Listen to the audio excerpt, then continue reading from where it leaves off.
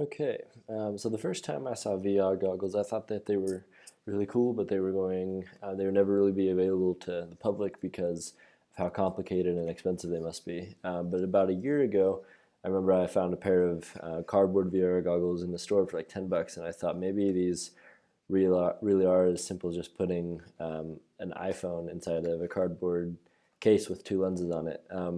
But then after reading about VR in the chapter, in the textbook, and as well as doing some research online, I found that the complexity of VR goggles was somewhere in, I guess, in between those two thoughts.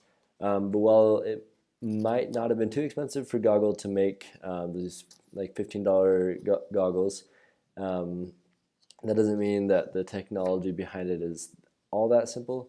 There are many new cameras that can shoot in 360 view, like the GoPro Fusion. And these are cameras that use concave lenses so that each lens covers a different angle. And the camera has no blind spot. So it's like this cube with like a camera on each end of the cube, on each side of the cube. Um, and so there's no blind spots. And then when we watch the actual video, it obviously can only show you, like, as soon as you press play, it can only show you, like, say, what this lens is seeing.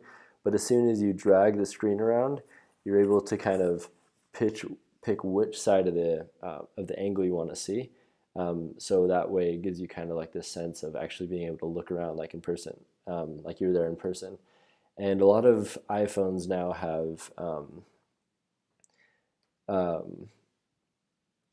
a lot of iPhones now have the ability to kind of recognize which way the phone is facing.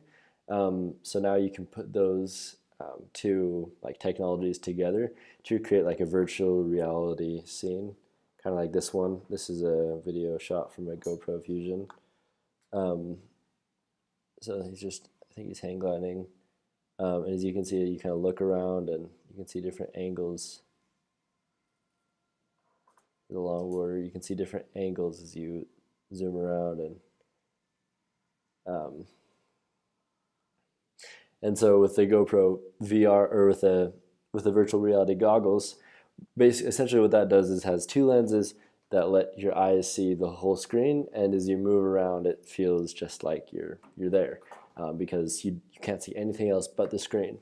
Um, and so along with that, a lot of VR videos, they have like a split screen basically.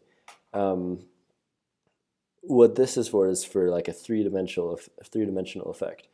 Because our eyes are about 3 inches apart from people to people, we're able to see objects around us in their three-dimensional forms. And some VR goggles and some VR videos use this to create a video with two sides, like a split screen, like I said. And when video is viewed, each eye is assigned to its own part, like half of the screen.